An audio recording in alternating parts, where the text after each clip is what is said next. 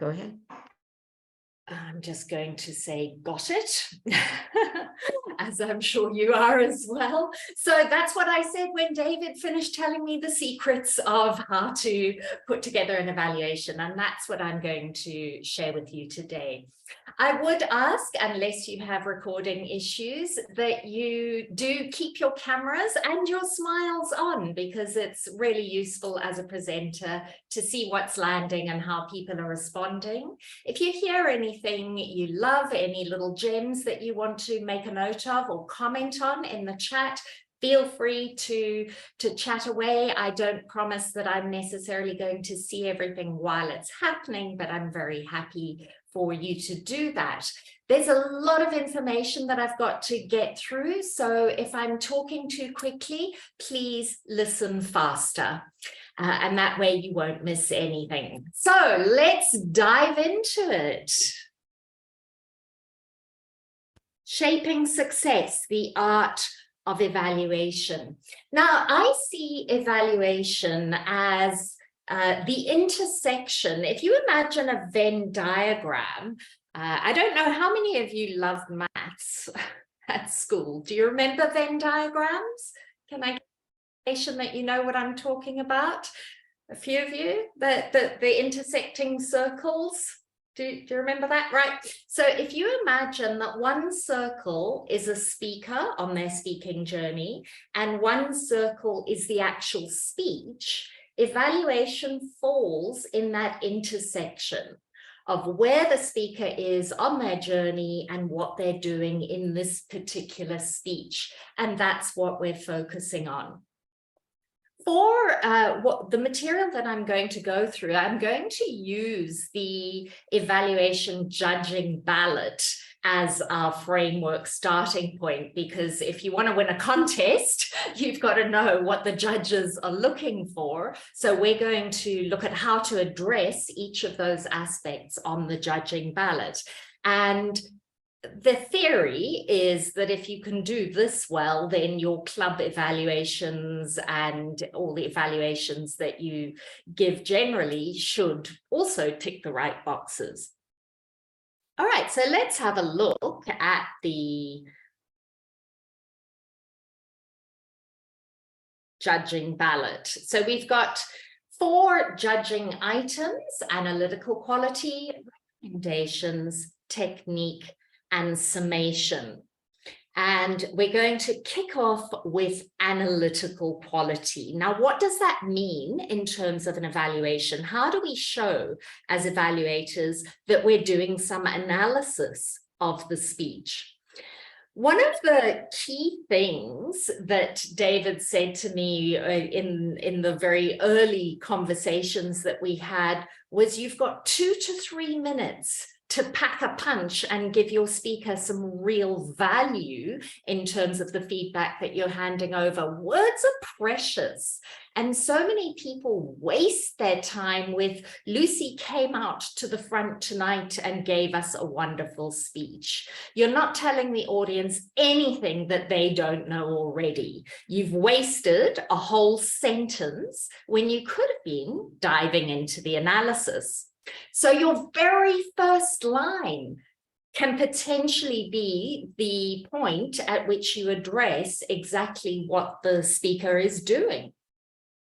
And I would encourage you to focus first and foremost on what was the purpose of their speech. So in speaking, we generally focus on 4 broad purposes. It's not to say there aren't others, but these primarily are the ones that we tend to work with. And I've given you some clues, the letters that they begin with. Would anyone like to throw out what they think those 4 purposes might be? The 4 broad speaking purposes. Entertain. Thank you, Daryl. Yes, entertain. Inform. Inform. Great. Thanks, Paul. Persuade. Persuade. Thank you. I'm not sure who said that, but thank you for that. Yes. And the last one is? Inspire. Brilliant. So entertain, inform, persuade, inspire. And that can be your first line. So I've taken the speaker name Alex at the top there. So Alex entertained us today. Alex inspired us today. Alex informed us today. We don't even need to waste breath saying the purpose of the speech as I saw it was. We can launch straight in with a verb saying what we think the purpose was. A little side note on that, sometimes a speaker's purpose is not immediately clear or completely obvious. And it's fine to say what you think or suspect the purpose was. And then part of your recommendations would be what they can do to shore up what you think they were trying to achieve. And if you've got it wrong, well, then that's valuable feedback for the speaker as well, because then they know they clearly did not achieve it, that was not perceived by the audience, or certainly by one person in the audience. So we've got our 4 purposes, if you haven't written those down already. Now we're going to talk a little bit about what that looks like in terms of the rest of the evaluation and how we use that analysis. So rather than just saying, I loved your body language, your voice was amazing, you know, all the technical or aspects of the speech that we like, what we're going to do is focus our commendations. And I'm making an assumption here that you all know we always start with the commendations, what's positive, what's working, what's great. How can we position our commendations to show that the really good things they did furthered the purpose of the speech? How did those tie in to the purpose? So we're going to be looking for specific things under each category. And one of the suggestions that David gave me was to have a pre-formed idea of what sort of things indicate its entertainment, what sort of things indicate its persuasion, and so on. So if we were looking at entertainment, what are the aspects that you would expect from an entertaining speech? What are some of the things that would clue you in to what they're doing? Perhaps if they made me laugh. Lovely. So humor, definitely. Jokes, humor, funny stories, clearly entertaining. Yeah. What else? Sharing something we haven't heard before or something new. Okay, something new and exciting. Yeah. Anything else? What else makes a speech entertaining? Maybe a story. Yeah, yeah. Particularly if it's something that's maybe a bit dramatic, or as Michael said, new, maybe unexpected. Let's think about delivery. What an entertaining delivery, what would be involved there? Creative use of the speaking area. Yeah, yeah. So the stagecraft might be a little bit more innovative than usual. Yeah. Use of different accents, voices. Yeah, tread carefully. But yeah, use of voices, personalities, maybe even facial expressions. Yeah, I went round the corner. All of that kind of animation, that would be part of the entertainment package, if you like. All right, so you get the idea, and I'm sure you'll think of more later. We don't have to achieve everything in this workshop. This is about getting your juices flowing, thinking about what an entertaining speech would look like. Persuasion, what would you expect for someone to be persuasive? Start with the question to the audience. Yeah, okay, audience connection. Yeah, so you're taking them on a journey. If you're going to persuade them, you want to connect with them. Nice. What else? Formulating a thought that you haven't thought of before. Okay, yeah. Creating new ideas in your mind. What are you persuaded by? What convinces you? If you're going to buy a car, what convinces you? Reasons. reasons. So persuasion, we're looking for facts, we're looking for logic, we're looking for evidence. Are we only persuaded by cerebral things? Okay, so what else are we persuaded by? Emotions, how to connect. Okay, so persuasion's generally a combination of the two. We want a bit of information so we can persuade ourselves it was a logical decision, but we're also led by our emotions. So a sad story or a moving story of triumph could also be part of the persuasion. Those are the key elements generally with persuasion. What do we look for information? What would be aspects of an informative speech? Evidence of research. Nice, yeah. Evidence, explanations, maybe diagrams, graphs, possibly demonstrations. If you're learning something, generally you want someone to walk you through the steps. What would delivery aspects of an informative speech, what delivery aspects would be important? Clear, concise. Being concise, nice. Yeah. What else? Clearly understood.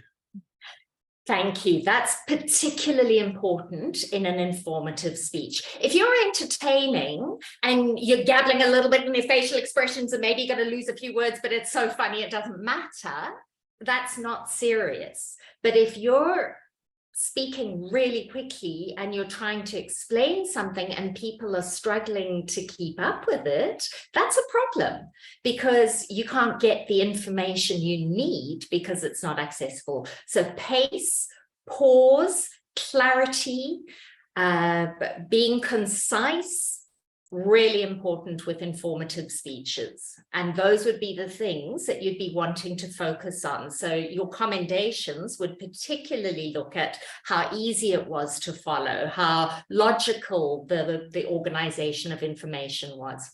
Last one, inspiring. What do we look for if we want to be inspired?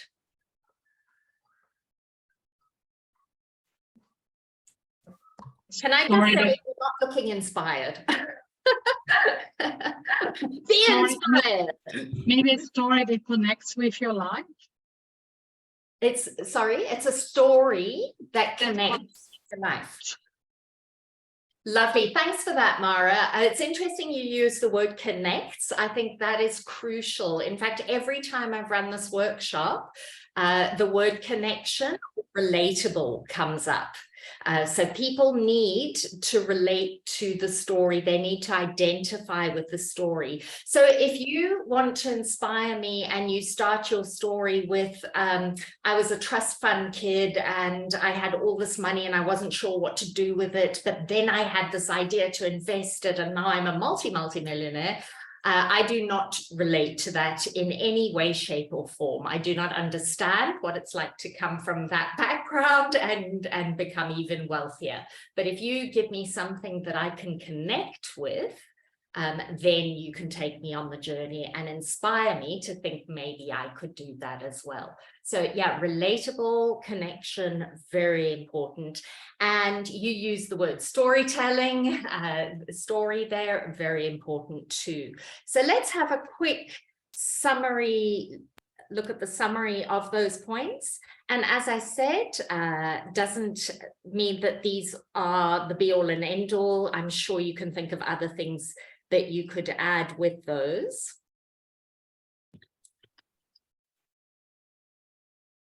So when you deliver your commendations, you're going to be showing your analysis by being really incisive and looking at what specific things stood out for you, which made it so inspiring, which made it so persuasive. Everybody with me so far? Yeah. All right, so now we're going to go on to the recommendations. We've talked about what worked so well. Now we're going to look at the recommendations, and similarly, you're going to go back to what needs to happen in that kind of speech. I'm going to use a very clunky example of, you wouldn't tell someone who's giving a eulogy, I really think you should have had more humor. That's not going to fit the purpose. So you're going to look at what they're trying to achieve. That being said, I went to a funeral a couple months ago and I don't think I've ever laughed so much. The eulogy was hilarious. I guess it depends on the person involved. But generally, you're going to look at the purpose and look at what is going to further that purpose, what's going to really help that speech be more entertaining, informative, persuasive, or inspiring.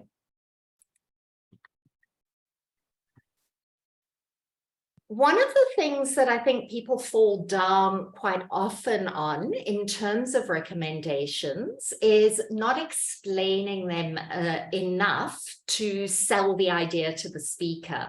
So saying something like, I believe you could have used pauses, and that would be my recommendation. Why should I use a pause? How would that help? But if you give them the specific sentence, when you gave us this explanation, I was trying to take notes, I couldn't get it all. If you had paused at that point, I would have had time to digest your material. So now you're saying why that pause is important and what effect that action has on the audience. So whereabouts in the speech are they going to use what you're recommending? And why should they use it? What's the effect that it's going to have on the audience if they do take your brilliant advice? So let's have a quick recap of what we've done so far. If we had, for example, a sample speech where Alex enthralled us with an entertaining trip to the Antarctica, where we learned about wildlife and wild travel companions. So we've got the purpose, it's entertaining. Alex used humor effectively and beautifully descriptive language, expansive gestures, and it all contributed to the entertaining nature of the presentation. So I'm analyzing what made it so entertaining for us. Now we're going to move into what she could have done or he could have done differently. There's opportunity to heighten the drama and use her voice to create more suspense when she talked about the polar bear. So here we're saying, look, it was entertaining. There was a bear, but you could have really milked that opportunity and made it even more entertaining. With dramatic pauses, Lucy could add, sorry, we changed Alex to Lucy, that's my bad. Lucy could add to the sense of anticipation to make it more entertaining. Again, saying where in the speech that would have been useful. All right, so hows and whys, really important on recommendations. Now let's have a look at technique. When the judges look at technique, what they're looking at is how well are you explaining your material so that the speaker would feel receptive to your suggestions. I'm also going to make a little side observation here and say it's also about how well are you educating the audience, because evaluation is a spectator sport. How well is everyone else receiving the information and learning from what it is that you're saying? So some of the things that go a long way to really building your points on the technique front and making it a much more engaging and entertaining experience for everyone is your use of language and picking up on the themes that are being used in the speech. So if someone's talking about cooking, open with, Alex had a recipe for success with this speech. play with the words, think of creative ways to present your material. We've moved a long way now from Alex came out at the front and gave a wonderful speech. We're now really crafting the material that we're using. So here we could have Alex froze us in our tracks with an entertaining trip to the Antarctica. All right, immediately you get the audience's attention and possibly even get a little bit of a laugh. This was just the tip of the iceberg of her skill set. Some parts of the story came out as an avalanche of information. And if we had had some dramatic pauses, we could have built the sense of anticipation. You see the creativity and the initiative that's been taken here to craft something in a slightly unusual and more fun way of presenting the information. When everyone is meeting the criteria, what's going to make you the winner? All right, that's my husband, who has also won a district evaluation contest. It really is the connection. Stephanie and or Paul, do you want to say something? Yeah, is it okay if I ask a question? Please go ahead. Okay, I was just looking over the notes that I've been writing and talking about the technique. It's almost like of the entertain, inform, persuade, and inspire. It's almost like your evaluation should be a little bit of all of them. Just when you're talking about crafting your technique, it kind of seems like it a little bit of all of those, because you're trying to persuade the people and you're informing them of your input. And yeah, that's all. That's a lovely observation, Stephanie. Thank you for that. Yes, yeah. So in other words, what you're saying is, as evaluators, we've got to be the pinnacle of speaking and combine all of those, and in 3 minutes. So no tall order. But yeah, you're absolutely, I love that observation. Thank you for that. Thank you. So with the technique, aspects that you can look at are your use of language, themes, touching in with whatever the speaker's talking about and using that to weave thematic language through your evaluation. A little bit of humor never goes astray. I remember one of the contests I was evaluating, the test speaker was the most beautiful person who had these lovely, I'll try and show you, her hand movements were just so elegant. And I can't remember how I phrased it, but I said something like, did you see the way she used her body language and those hand gestures? It's just sickening how elegant she was. And it got a big laugh. So that was a kind of personal response of jealousy, which sometimes works if you can pull it off.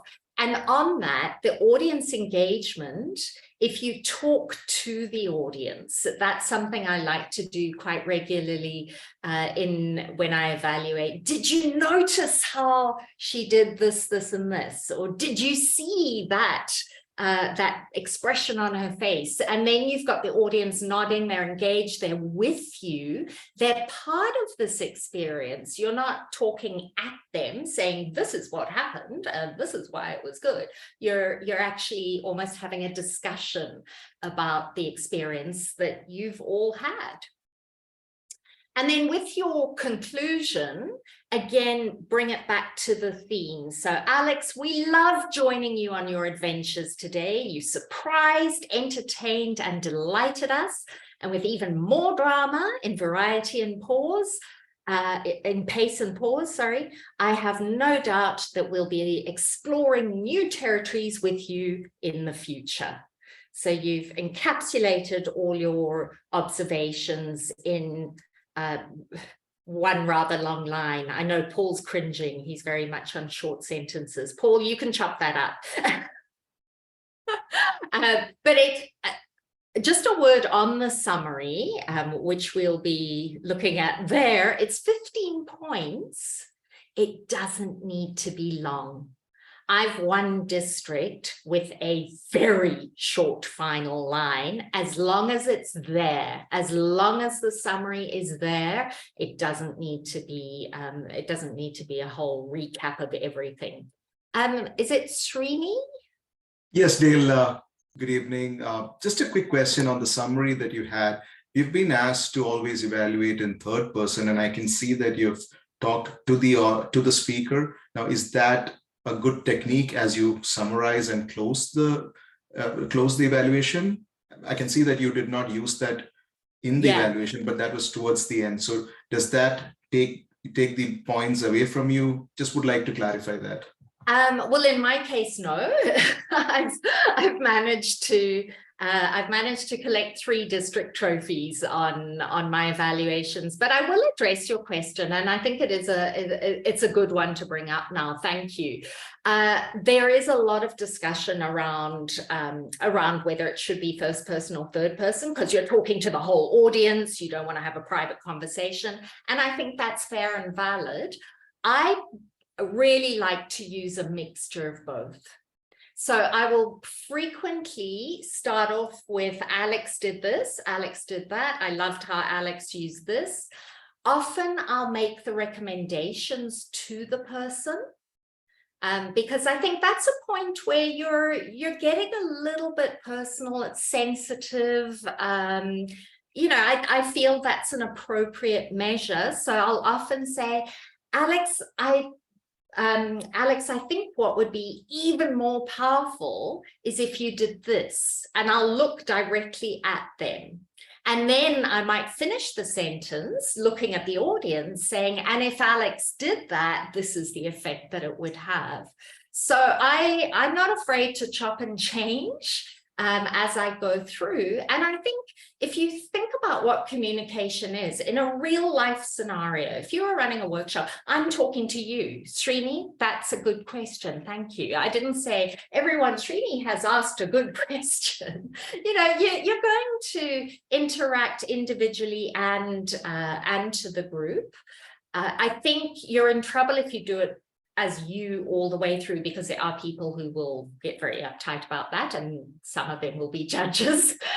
So that would be my recommendation, is to do a blended approach. But if you're nervous or you feel that there's, you know, I'm obviously coming from outside your district, maybe Dorothy would be better placed to say whether that would go down or whether that would cause everyone to be very upset. Dorothy, do you want to comment on that?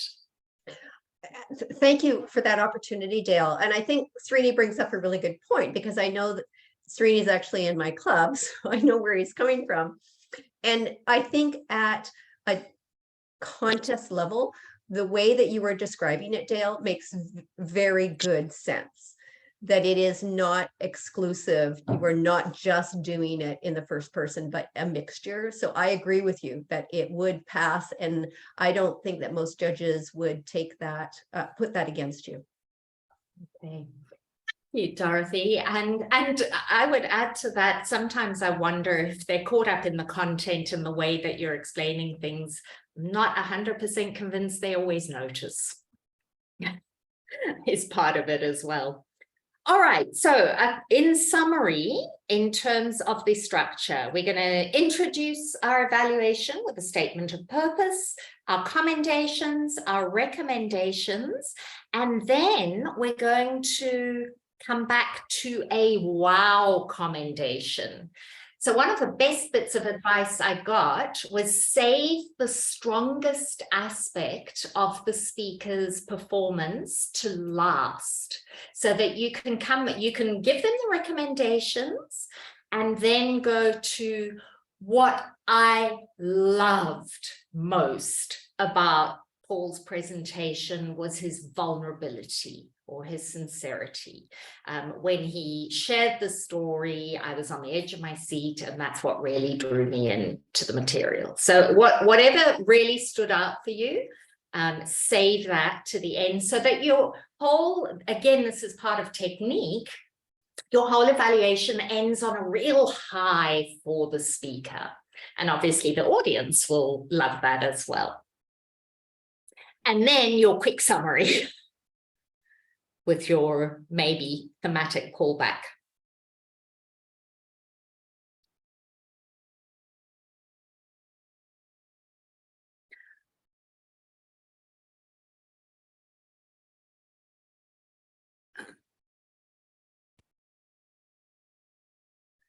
Okay. Any other questions or comments before we go into the next section? Okay, what we're going to do now with your agreement is I'm going to share a 4-minute speech. It's actually a TEDx talk.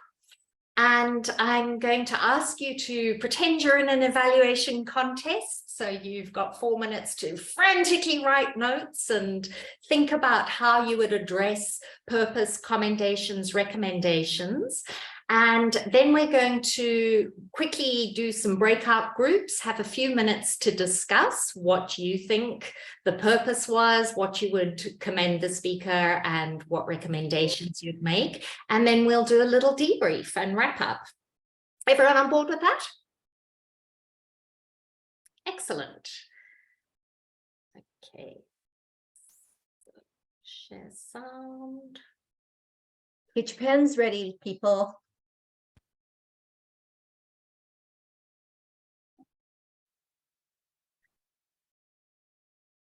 All right. Can I just clarify, you can see a video screen with lots of red dots?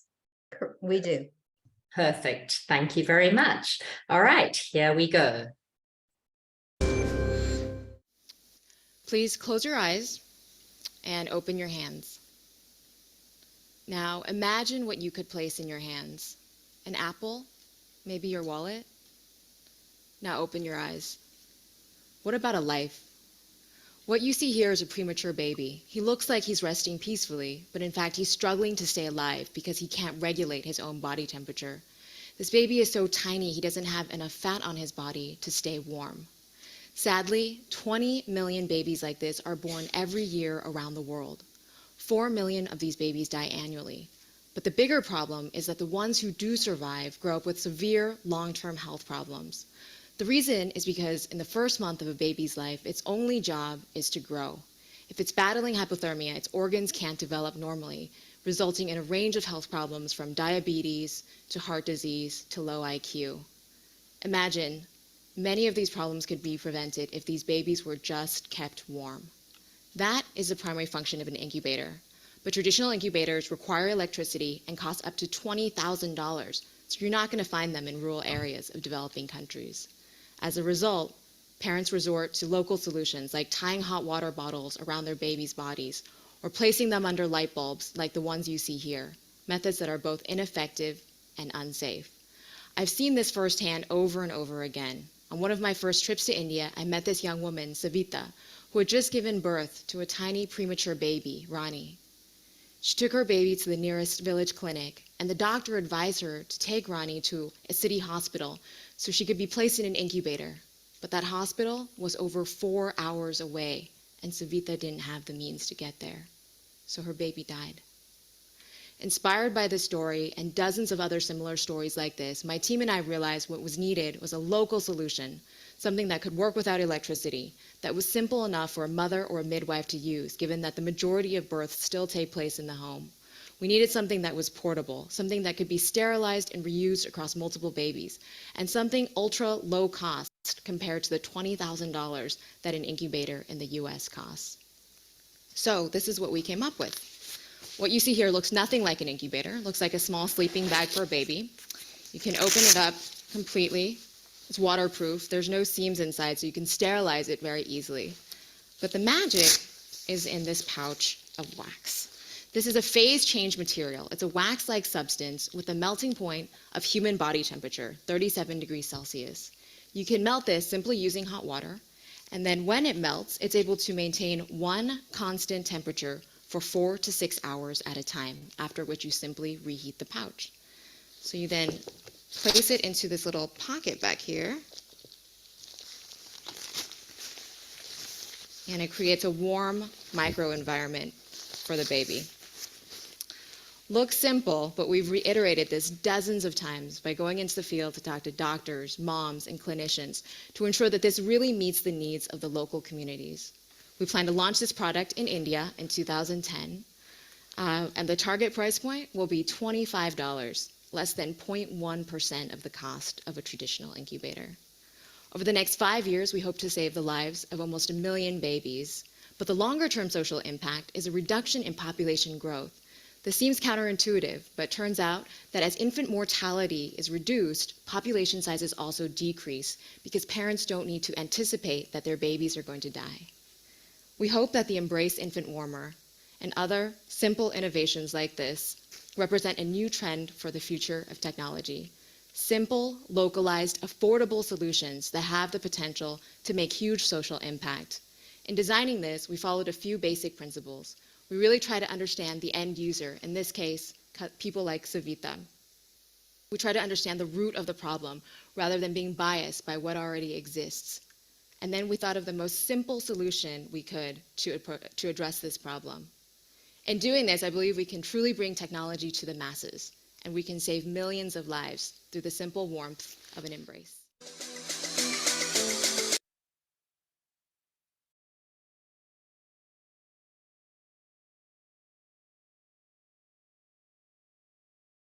Okay.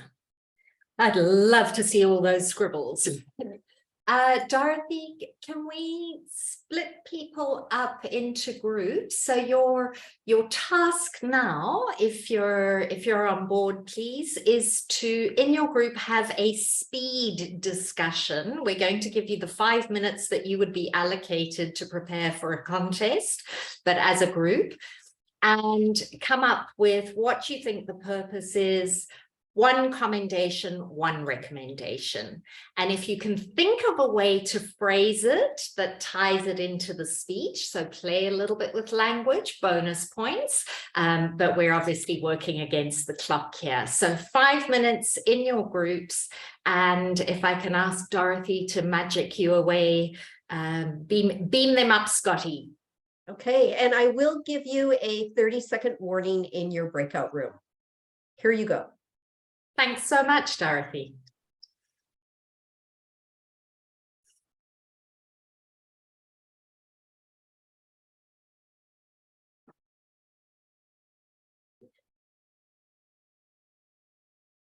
And there we go. All right, they are all there. Perfect. And I've started my timer. You're a star. Thank you. That is a... All right, let's start with Denise and Stephanie's group. So what did you feel the purpose was? Well, we felt there was 2 purposes, really. Definitely informative, but in the same part of that, we found it inspiring. Oh, nice. We Okay. found that because emotions were brought out from the speech, it was actually inspiring as well. Okay. All right. Nice. And then group 2, Ashley and Mara's group. I'm going to go to you for a commendation. Okay, yeah, we talk about there are lots of facts, so lots of visual facts. So there was a picture of the lady ninja, there was the picture of the rep and the incubator. So lots of pictures helped us to see lots, what is the problem? What is the solution? What is she talking about? Yeah. Okay. So good visual storyboarding. Yeah, nice. And Michael and Jared, can we get another commendation from you? Sure. Right from the very start, when she opened with the question, she had us thinking. But when she showed us the picture, that really got me captivated. I was almost out of breath. I thought, wow, isn't that absolutely amazing? I've seen pictures similar to that before, and that was absolutely amazing. But upon speaking a bit too fast, she gave us a lot of things in retrospect on how there was a solution to something that for people who can't afford a lot to begin with, So it's a solution, it's affordable, it's available, and it's there. And that's inspiring, if you ask me, because she came up Okay. with it. The only Okay. disappointing thing is I wish she told us about the organization that's behind this. All right, so you've basically given the whole evaluation. Well done. That was a really good summary, and you've definitely highlighted one of the issues there. So thank you for that. I'm going to go back to Denise and Stephanie. Did you have a recommendation? Well, just going back to the commendation, I just want to mention that people in our group, Alan and Hardeep, had mentioned it couldn't be done without that prop. That prop of the actual item that she was using was very good. And it would have been hard to have actually looked at that without, to listen to that speech without the actual item itself. But recommendation, she went, there was a lot of information in a very short period without any pauses as she was speaking. And that was difficult to take in. So maybe fewer items thrown at us. We could have taken it in more and enjoyed the speech more. Nice. And just on, we were talking earlier about technique and looking for opportunities to use humor in your evaluation. Remember, our job's not just to help the speaker, but to engage the audience. Something like that, you could say, one of the things that I would really like to see is pauses to give me time to absorb the information. So I want to make a clear recommendation to the TEDx organizers to allow Jane more time. So you can sort of make it out that it's someone else's fault, not hers, and have a little bit of a play, have a little bit of a joke with that. So those are the kind of things you can do to be creative with the angle that you're giving your feedback. It doesn't always have to be, the speaker will get it. The speaker will understand you're saying slow down and pause. All right, let's go to Ashley and Mara's group. Is there anything else you want to add for recommendations? So far we've got pace, and we've got that there wasn't the organization, so there was a little bit of a question mark at the end there. Anything you want to add? We talk about it could be more inspiring if there was a call for action. Lovely. So it's just, it's more information than inspiring because there was no call for action. What are we supposed to do with that information? I'm going to, so a couple people have used the word inspiring. And I think with all of these things, it's very subjective. What's inspiring for you might not be inspiring for me. I would tend with this speech to put it more in the category of persuasive. For me, the way I would define inspiring is, do I feel inspired to go out and make a scientific solution myself? No, I do not. I'm far too lazy. Do I feel persuaded to put money forward to help them with their endeavor? Absolutely. My hands in my wallet already just tell me where to do it. So that would be how I would define it. You might define it differently, and that's fine. The key thing with your evaluations is to back it up with why you say it's inspiring. So if you're going to identify the purpose as inspiring, what were you inspired to do? So Dale, for us, we were discussing that one key element that stood out for us, or for me specifically, after showing the graphics of rural India and also establishing the background information on where this is very much useful, was a line she said, which was counterintuitive, that most of the people or the mothers are anticipating death of their children. So that is quite a touchy statement, to be honest with you. And that itself is inspiring for us to ensure that with such a good product that they're coming. So that is something she could have just tied back, because she already established the fact that, mothers are in anticipation of death. However, if this product will also help in population growth, which was counterintuitive, but that really stood out for me, to be honest. And that's where that the whole speech was really elevated for buy-in for the audience. Inspiring. Okay, so you were inspired that there are people addressing such a dire situation and finding a solution. Okay, great.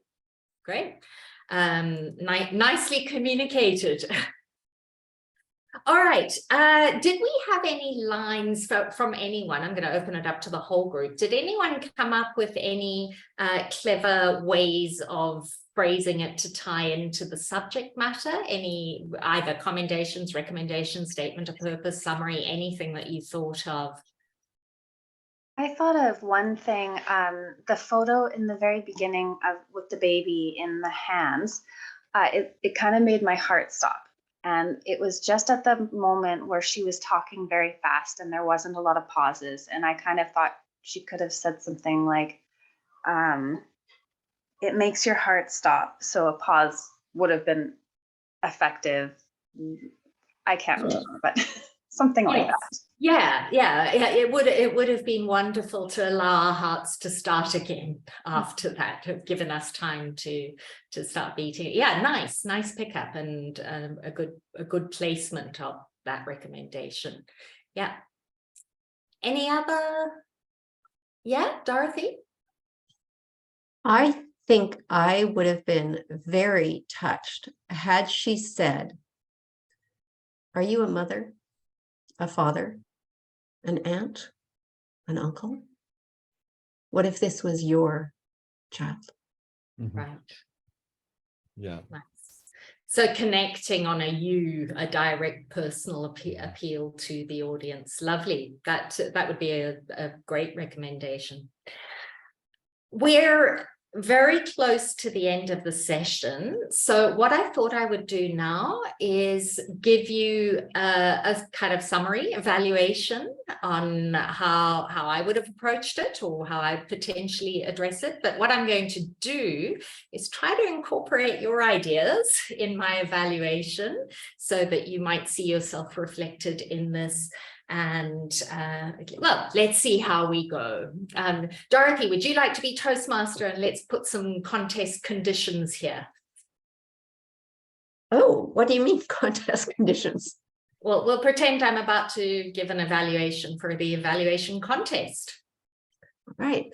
Please join me in welcoming our first evaluator for the evening, Dale Rees-Bevan. Dale, you have 3 minutes to deliver your evaluation. Thank you very much, Madam Contest Toastmaster. Tonight, Jane Chen awakened us to the fragility of life in India and showed us that there was, in fact, a solution. I believe that she persuaded us that there is a scientific option that can change many people's lives. In a persuasive speech, you would expect certain elements of logic, information, as well as having your heartstrings tugged. And Jane Chen definitely spoke to both heads and hearts in her presentation. We saw clear explanation of facts with demonstrations. She had fantastic props and images to clearly explain the whole process, but we also had some beautiful, heartfelt storytelling in the description of Savita. One thing that I felt Jane could do to have even more impact in her presentation was slowing down to allow us time to absorb the gravity of the situation. A well-placed pause after her introduction to allow our hearts to start beating again as we absorbed what this tiny baby had to face.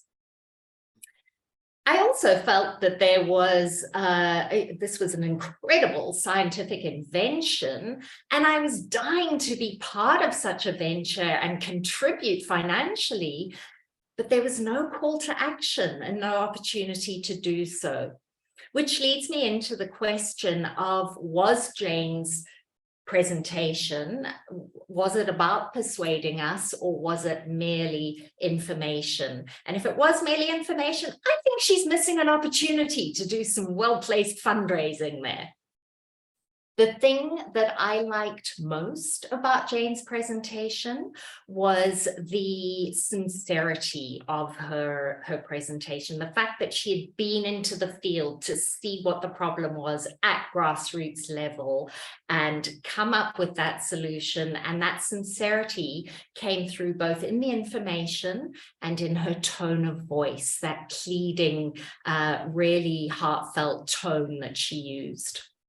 So in summary, I think Jane wrapped us in a warm embrace today with her use of voice, her storytelling, the facts, and with a little bit more of the use of pace and a call to action. She would have us not only being pulled by our heartstrings, but dipping into our purse strings.